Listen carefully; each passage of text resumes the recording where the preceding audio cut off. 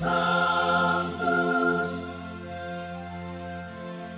Sanctus, Sanctus Dominus Deus Sabaoth. Bapak, Ibu, dan saudara-saudariku yang terkasih dalam Tuhan kita Yesus Kristus, salam sejahtera untuk kita semua. Berkat Allah yang Maha Kuasa senantiasa menyertai kita. Hari Minggu tanggal 27 Oktober tahun 2024 adalah hari Minggu biasa ke-30. Marilah kita mendengarkan dan merenungkan bacaan-bacaan kitab suci. Dalam nama Bapa dan Putra dan Roh Kudus. Amin. Bacaan pertama dari kitab Yeremia bab 31 ayat 7 sampai 9. Beginilah firman Tuhan. Bersorak-sorailah bagi Yakub dengan sukacita, bersukarialah tentang pemimpin bangsa-bangsa. Kabarkanlah, pujilah dan katakanlah, Tuhan telah menyelamatkan umat-Nya, yakni sisa-sisa Israel. Sungguh, aku akan membawa mereka dari tanah utara dan akan mengumpulkan mereka dari ujung bumi. Di antara mereka ada orang buta dan lumpuh, ada perempuan yang mengandung bersama-sama dengan himpunan perempuan yang melahirkan. Dalam kumpulan besar, mereka akan kembali kemari. Dengan menangis, mereka akan datang. Dengan hiburan, aku akan membawa mereka. Aku akan memimpin mereka ke sungai-sungai, lewat jalan yang rata, di mana mereka tidak akan tersandung. Sebab aku telah menjadi bapa Israel, Efraim adalah anak sulungku. Demikianlah sabda Tuhan. Syukur kepada Allah.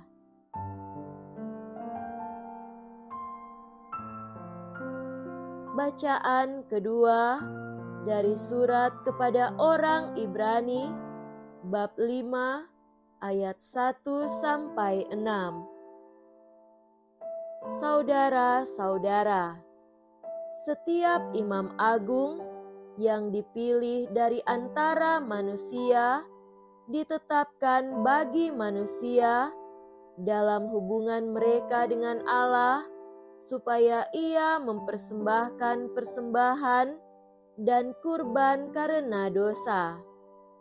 Seorang imam agung harus dapat memahami orang-orang yang jahil dan orang-orang yang sesat, karena ia sendiri penuh dengan kelemahan. Karena itu, ia harus mempersembahkan kurban karena dosa, bukan saja bagi umat, tetapi juga bagi dirinya sendiri.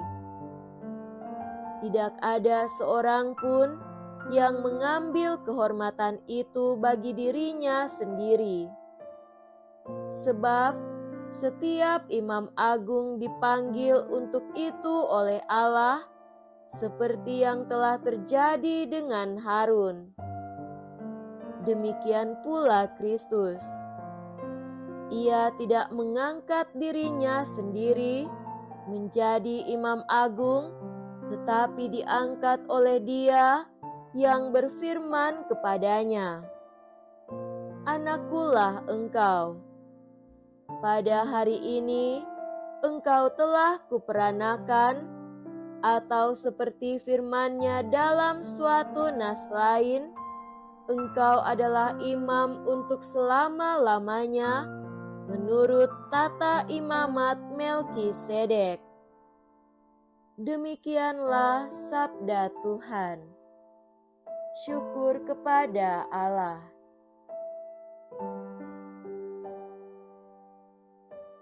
Semoga Tuhan beserta kita sekarang dan selama-lamanya.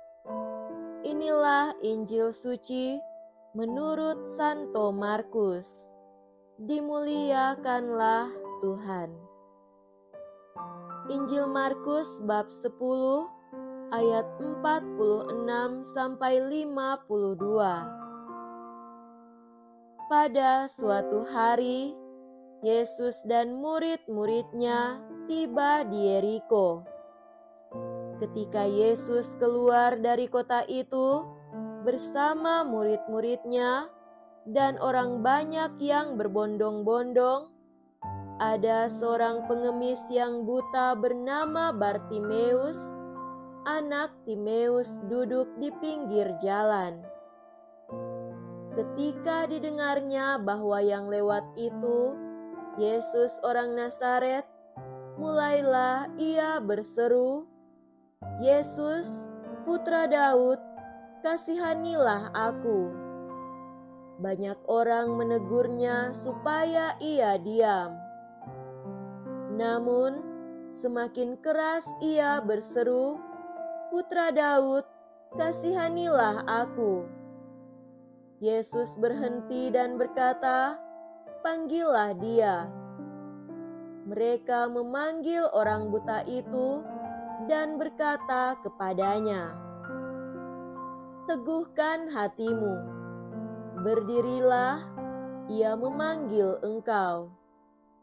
Orang buta itu lalu menanggalkan jubahnya.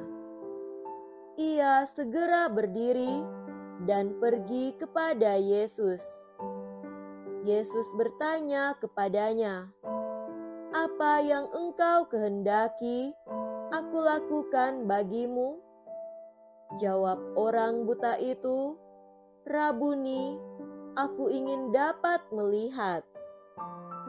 Yesus lalu berkata kepadanya, "Pergilah, imanmu telah menyelamatkan engkau."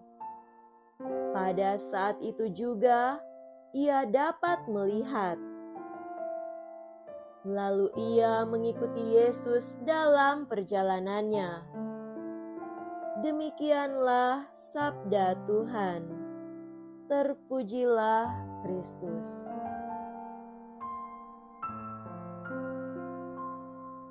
Saudara-saudariku yang terkasih dalam Tuhan kita Yesus Kristus, tema renungan kita pada hari ini adalah keberanian berubah untuk iman yang berbuah mujizat.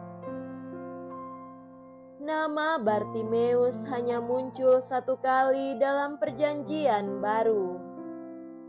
Penginjil Markus memberitahu kita bahwa Bartimeus adalah putra Timeus, seorang pengemis. Ia buta dan sedang duduk dengan jubahnya di pinggir jalan ketika Yesus dan rombongan keluar dari Yeriko. Pada masa itu, pengemis biasanya memakai jubah. Ya, bagi seorang pengemis, jubah adalah sesuatu yang amat berharga dalam hidupnya. Jubah itu menjadi rumah baginya untuk berlindung dari cuaca panas atau dingin. Jubah itu dipakai juga untuk membuatnya merasa aman untuk alas tidur. Jubah itu juga digunakan sebagai sarana untuk menampung sesuatu yang ia terima dari meminta-minta dari orang lain. Jubah inilah sarana yang digunakan untuk menghasilkan uang dan bertahan hidup. Jubah adalah lambang zona nyaman, rasa aman, dan perlindungan. Namun, di sisi yang lain, zona nyaman ini tanpa disadari dapat menjadi penghambat yang membuatnya tidak berkembang, menjadi belenggu yang membuat hidup begitu-begitu saja. Hanya berharap belas kasihan dari orang lain dan tidak mau mengubah diri untuk berusaha membuat hidup menjadi lebih baik. Mental dan hidupnya selalu merasa kurang, senang dikasihani orang, ingin hasil yang instan, meminta-minta dan bahkan terkadang memaksa. Mental seperti ini sebenarnya berbahaya bagi perkembangan diri sendiri dan orang lain. Saudara-saudari terkasih, jubah menjadi pegangan sebagai harta yang amat bernilai bagi seorang pengemis seperti Bartimeus.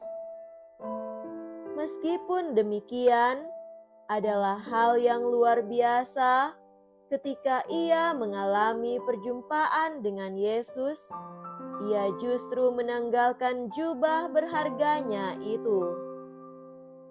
Bahkan sebelumnya, ia dengan penuh keyakinan berulang kali berseru memanggil nama Yesus, memohon belas kasih-Nya.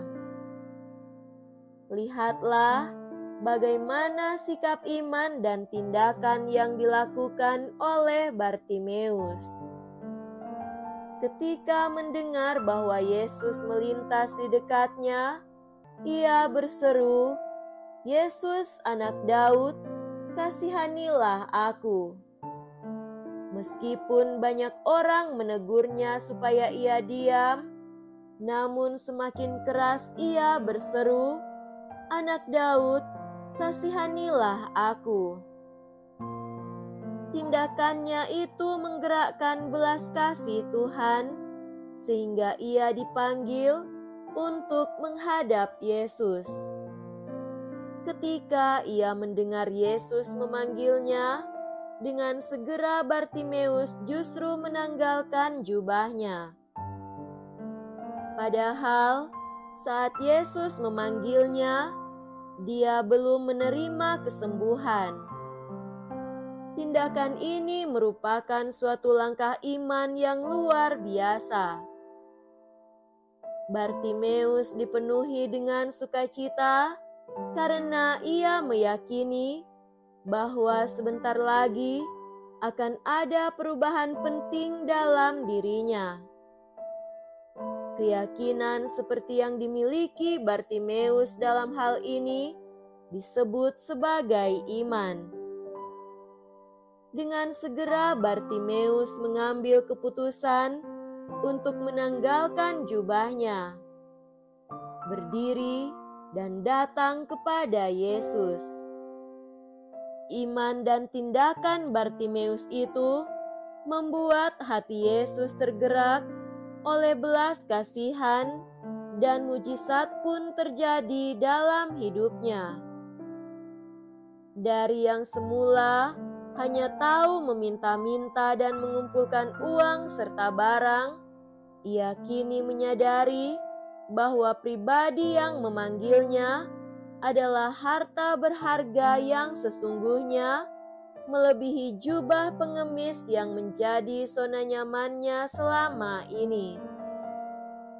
Ketika Bartimeus sudah disembuhkan, tidak tercatat ia mengambil kembali jubahnya.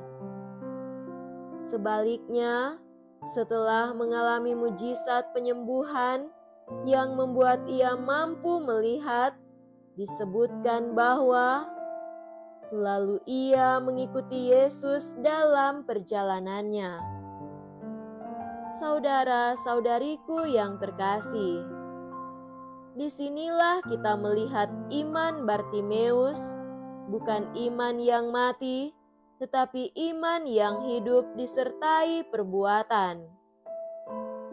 Kita perlu belajar dari Bartimeus yang berani mengambil langkah iman dan tindakan untuk datang mengalami dan menerima berkat kasih karunia Allah.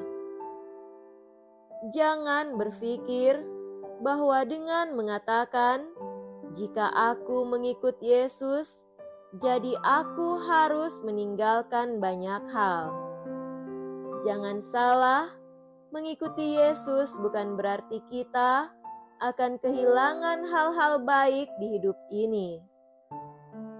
Keputusan hidup untuk berseru, memanggil dan mengikuti Yesus justru adalah sumber dari segalanya. Bahkan lebih dari yang kita harapkan. Jika kita ingin mengalami kuasa Tuhan dalam hidup kita, pastikan kita menaruh iman, harap dan percaya kita kepada Tuhan. Bersama Tuhan, mari kita juga mengubah hidup menjadi lebih baik. Bartimeus membuat keputusan untuk terus tumbuh. Bartimeus mengajarkan kita apa yang dilakukan untuk maju. Ia melepaskan diri dari keadaan yang mengikatnya. Ia tidak terpaku dengan zona nyamannya. Ia tidak membiarkan hal itu menahannya. Sebaliknya, ia mengarahkan masa depannya dengan iman bahwa Tuhan pasti punya rencana yang indah dalam hidupnya. Itulah sikap Bartimeus yang juga tidak menyerah pada tantangan dan hambatan orang banyak, tetapi berani meninggalkan hal-hal yang berharga untuk bertemu dengan Yesus. Saudara-saudariku yang terkasih dalam Tuhan kita Yesus Kristus, dalam semangat perubahan, yang terpenting bukanlah sekedar kecepatan bergeraknya, tetapi keputusan untuk segera bergerak. Kesempatan, rezeki, dan berkat-berkat lainnya akan menjadi milik orang-orang yang mau melangkah, dan peluang akan menjadi milik orang-orang yang sudah siap meraihnya. Hari ini adalah milik orang-orang yang mau melangkah, mau menangkap peluang, dan mau mengambil tindakan nyata. Dunia terus berubah dengan segala perkembangan kecanggihannya. Kita pun dituntut untuk menyesuaikan diri dengan tuntutan zaman. Kita harus lebih banyak belajar dari siapa saja dan lingkungan sekitar kita, menimba pengetahuan dan mengembangkan keterampilan, serta membangun jaringan. Semuanya bertujuan agar kehidupan kita menjadi lebih baik lagi, lebih sejahtera, dan lebih bermakna.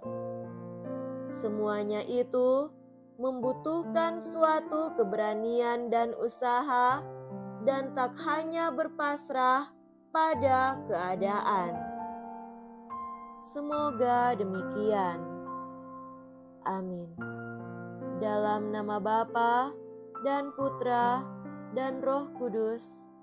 Amin.